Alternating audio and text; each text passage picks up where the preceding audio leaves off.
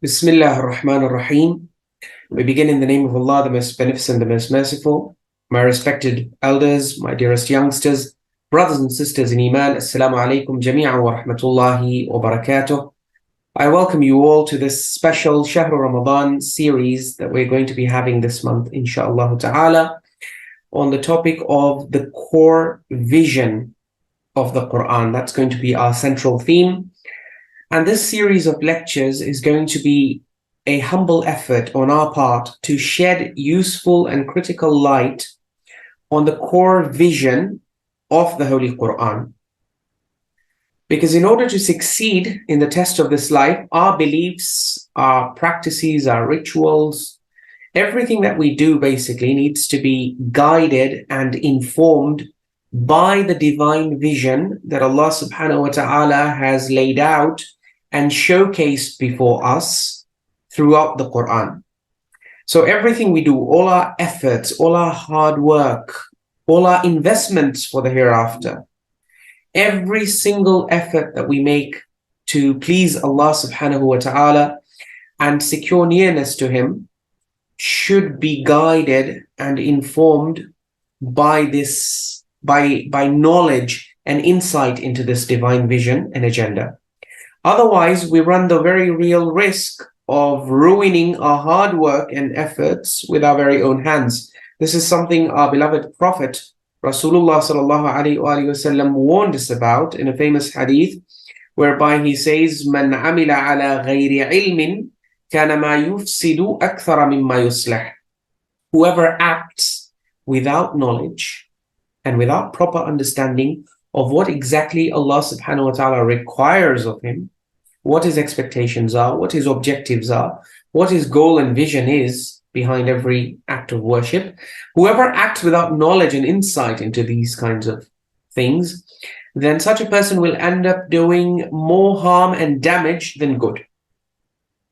Similarly, we have a hadith from Rasulullah sallallahu alaihi wasallam also telling us, and this is narrated by the Imams of Ahlul Bayt alayhimu salatu wasalam. They say, العامل على غير بصيرة كالسائر على غير الطريق فلا يزيده سرعة المشي أو سرعة السير إلا بعدا. That the person who acts without insight is like a person who walks on the wrong path, on the wrong track. So if you wanted to head to a certain destination but you took the wrong route, the Imam says, narrating from the Prophet, that such a person, the faster that he goes, the faster that he walks, the further he's going to get away from his destination. So it doesn't matter how much effort you exert and how much energy you invest. If your vision and if your understanding of what you're doing is not correct, then your amal and your action will not lead to the desired consequences. It will not take you to your ultimate destination, which in the case of every sincere Muslim and mu'min should be belief, rather pleasure of Allah subhanahu wa ta'ala, based on belief in the thawab and the reward that He has promised us in the hereafter. And Allah subhanahu wa ta'ala Himself has also severely warned us against the very deleterious and pernicious consequences of working hard and struggling, but without first ensuring that the hard work that we put in, the worship that we do, is guided by the right vision and insight derived from His revelations. So a verse of the Quran that we've often presented before and that we always like to remind ourselves and our brothers and sisters with is, or are verses 103 to 106, where Allah subhanahu wa ta'ala of Surah Al-Kahf, where Allah declares, قُلْ هَلْ نُنَبِّئُكُمْ بِالْأَخْسَرِينَ أَعْمَالًا. O Prophet, tell them, should we inform you of the people who are the greatest and worst losers in terms of their a'mal, in terms of their hard work and efforts that they've made? Who are these people? In verse 104, Allah identifies them as الَّذِينَ ضَلَّ سَعْيُهُمْ فِي الْحَيَاةِ الدُّنْيَا. These are the people whose efforts and struggle has gone astray, it has gone in the wrong direction. to speak in corporate terms, they are investing in the wrong stock market, not the one that Allah identified as being worthy and suitable for investment. They are investing in some other stock market that's going to crash, spiritually speaking. And so Allah is saying this is the biggest loss. The biggest loss is not, interestingly, not doing any work. Well, if you didn't do any hard work, at least you rested. At least you didn't exert yourself and waste your energy. The greatest, it is a loss not doing any hard work. But an even greater loss is doing a lot of hard work, a lot of worship, but it not being guided by the right vision. And so Allah subhanahu wa ta'ala says, الَّذِينَ ضَلَّ سَعْيُهُمْ فِي الْحَيَاةِ الدُّنْيَا. There are people whose efforts have gone astray in the life of this world. And the tragedy is, وَهُمْ يَحْسَبُونَ أَنَّهُمْ يُحْسِنُونَ صُنْعًا. They keep on thinking that they are doing great, that they're doing real good. But because their efforts are not in line with Allah's core vision and what He expects from His slaves, they are not able to achieve the desired results in their lives. And then Allah goes on to give you further information about such people. أُولَٰئِكَ الَّذِينَ كَفَرُوا بِآيَاتِ رَبِّهِمْ. These are people who are in denial about the revelations of their Lord. وَلِقَائِهِ. They're not serious about meeting Him. فَحَبِطَتْ أَعْمَالُهُمْ. So their actions stand cancelled. فَلَا نُقِيمُ لَهُمْ يَوْمَ الْقِيَامَةِ وَزْنًا. Allah says we will not bother to even set up scales for such people on the Day of Judgment. ذَلِكَ جَزَاؤُهُمْ جَهَنَّمُ. Thus, this will be their punishment, Jahannam, the fire of hell, بِمَا كَفَرُوا, for their rejecting the truth. وَاتَّخَذُوا آيَاتِي وَرُسُلِي هُزُوًا. And because they took my revelations and my messengers lightly, or they took them as objects of ridicule.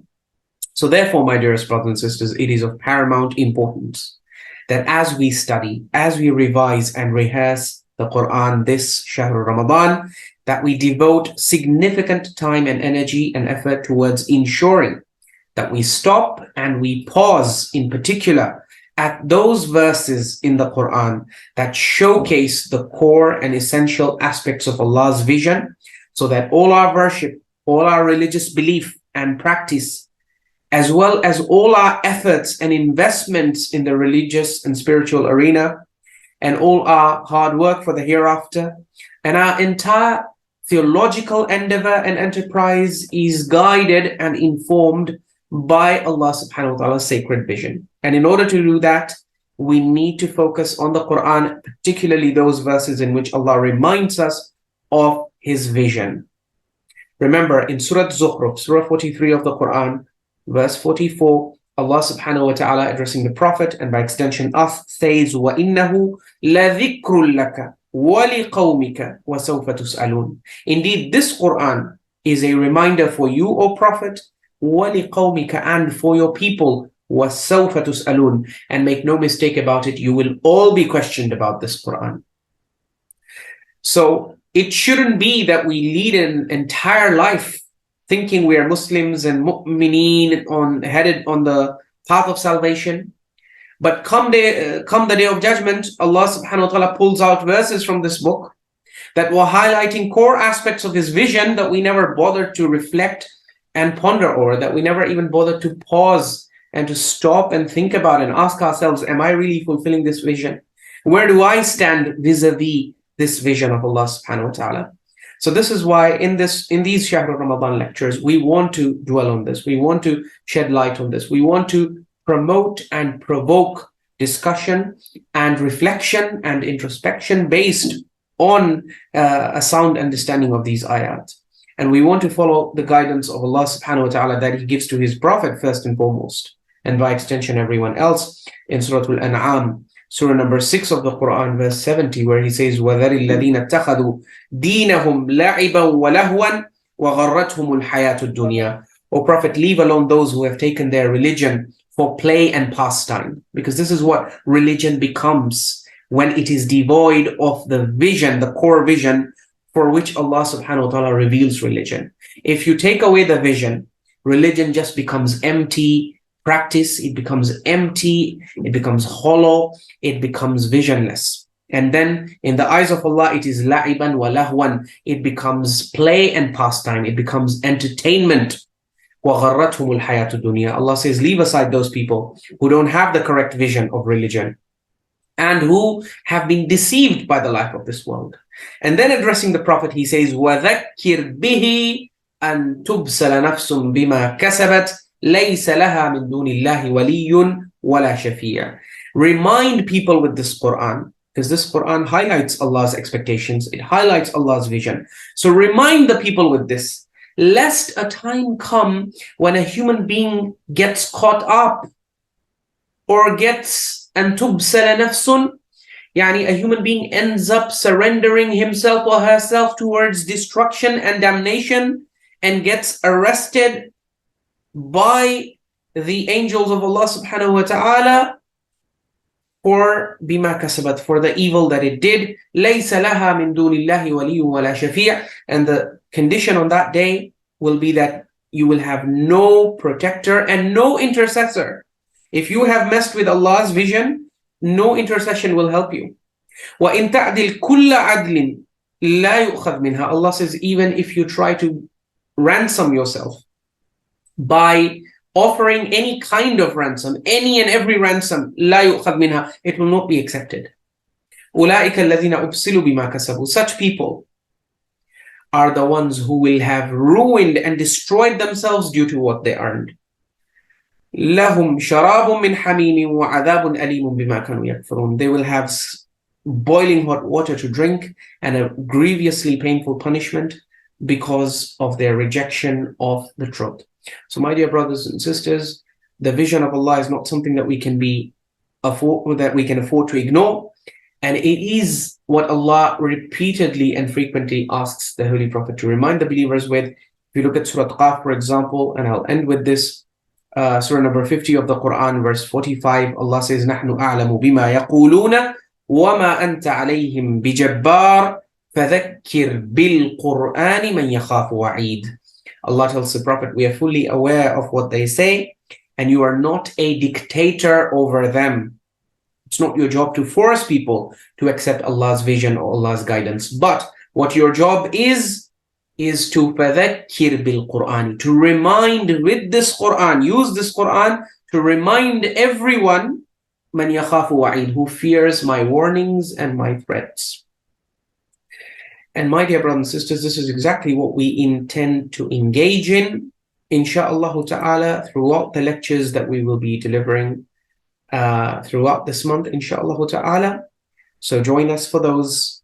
And we pray to Allah subhanahu wa ta'ala that we all derive benefit from this, and that we come out of this month having properly understood and appreciated, and most importantly, internalized Allah's vision for our deen and for our religion.